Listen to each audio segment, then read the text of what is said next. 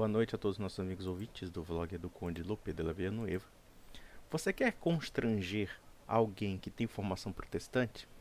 É mostrar para ele que 30, 40 mil seitas diferentes não é aquilo que biblicamente pode ser apropriado para conjecturar a unidade cristã.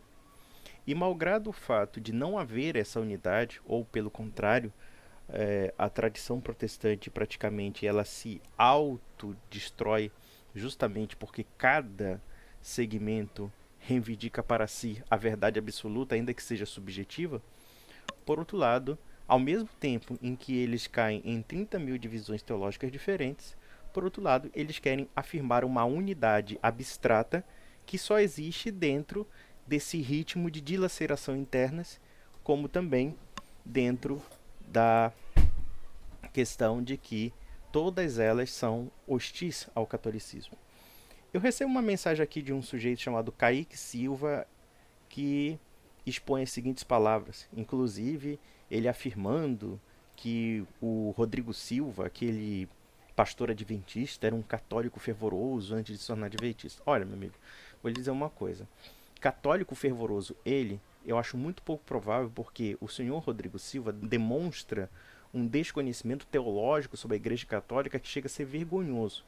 E não somente teológico. O fato de ele se assumir um arqueólogo, mas ao mesmo tempo desconhecer a história cristã e ter uma leitura da história cristã a partir da seita dos adventistas, a partir de Ellen White, então mostra que a credibilidade dele é bastante duvidosa.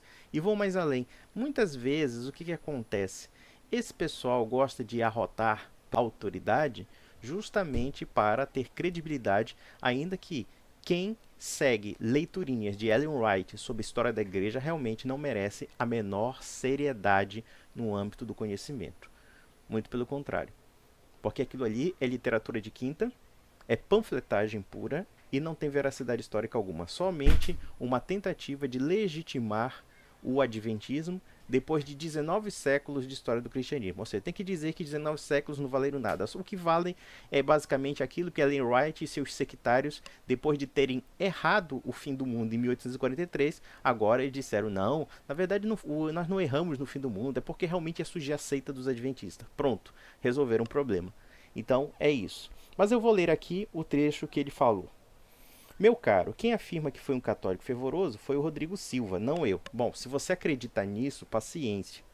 Porque, pelo menos, você deveria conhecer o que é um católico fervoroso. Mas vamos lá. O trabalho do Rodrigo Silva é basicamente voltado para a apologética e da defesa da historicidade da Bíblia.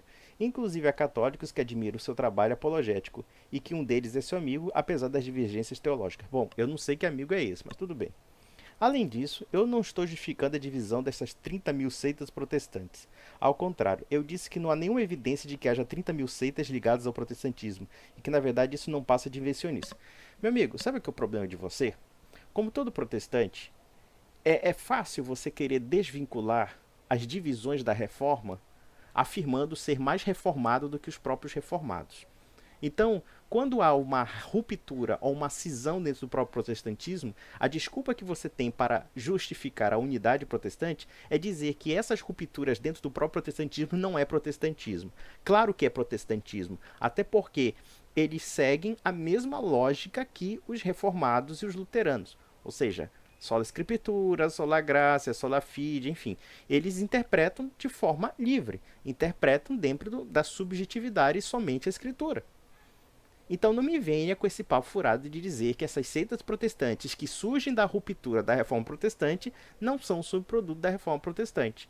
E da lógica própria que o protestantismo criou de interpretação livre das escrituras e somente as escrituras como artigo de fé. Adventista, Testemunho de Jeová, seitas neopentecostais, enfim, todos eles alegam a interpretação só da escritura para criar as suas pseudo-doutrinas, as suas centenas, dezenas, milhares, enfim, de doutrinas. Então, você afirmar o contrário disso, querendo deslegitimar ou então descontextualizar esses segmentos que são rupturas da reforma, mas que seguem a lógica interna da reforma, só faz de você uma pessoa desonesta do ponto de vista intelectual. Como, aliás, vocês protestantes são extremamente desonestos nesse sentido. Não está na escritura essa divisão. Não está na Sagrada Escritura 30 mil seitas diferentes. Só existe uma única fé, um único batismo, como também um único Deus, já dizia o capítulo de Efésios. Não preciso nem recitar a Bíblia para vocês sabem muito mais do que eu, porque vocês são um bando de papagaio de pirata de pastor. Mas, ao querer dizer que esses segmentos não são protestantes, então você vai ter que me dizer qual é a autoridade máxima do protestantismo. Nem o protestantismo reconhece essa autoridade.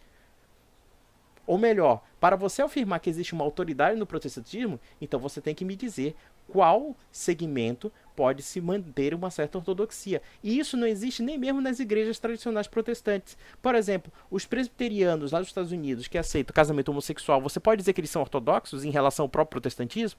Os luteranos, entre os quais os suecos, os dinamarqueses, que aceitam a bispa lésbica, que aceitam sei lá o quê, ou os anglicanos, que também aceitaram a modinha politicamente correta. Eu pergunto para você uma coisa, você pode afirmar de fato que eles são ortodoxos dentro da própria doutrina protestante? Não podem afirmar, porque não existe ortodoxia no protestantismo. Só existe um retroalimento de heterodoxias. É isso que é o protestantismo nos 5 séculos de história. Então, querer desvincular o protestantismo da própria divisão que o protestantismo causou na cristandade é mostrar que ou você é uma pessoa muito desonesta ou você é uma pessoa muito ignorante. Vamos lá. Eu também demonstrei que apesar de haver divisão no protestantismo... bom, agora uma hora você diz que não há divisão no protestantismo, que diz que é tudo uma invencionice, que essas seitas ligadas ao protestantismo não são protestantes. Agora existe a divisão do protestantismo. Decida, cara, decida.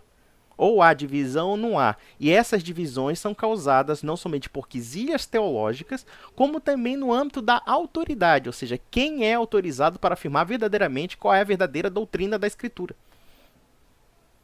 Pronto! Você não tem escapatória, cara. Vamos lá. Eu também demonstrei que, apesar de haver divisão no protestantismo, tal divisão não é como a apologética católica insinua, quando se confunde a placa com a confissão. Pera lá, mas a diferença de placa é uma diferença de confissão. Ser adventista é diferente de ser assembleiano, que é diferente de ser calvinista, que é diferente de ser luterano. Então, diferença de placa é diferença de confissão, sim. A igreja não tem denominação. A igreja verdadeira, ela tem somente uma única fé. Agora, se você acha que uma igreja pode haver várias denominações, o que são denominações? São divisões teológicas, são separações, são segregações e são o quê? Brigas teológicas que você não resolve.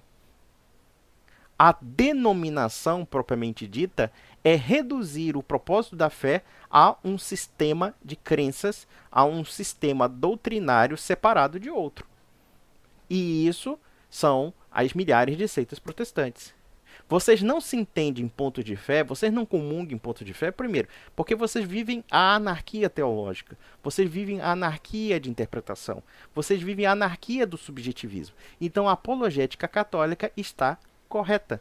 Ou seja, veja, mesmo na crise que a Igreja Católica passa desde a época do Concílio Vaticano II, quando você tem os carismáticos de um lado e, sei lá, os tradicionalistas ou os red-threads, como se chamam, rad-trades, né, aqueles caras que querem preservar a missa tridentina, enfim.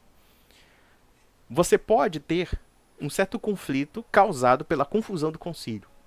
Mas você não pode dizer que essas pessoas não sigam os mesmos artigos de fé do credo apostólico. Todos eles seguem. Todos eles seguem o mesmo credo. Ainda que essa confusão, acredito eu, um dia será resolvida.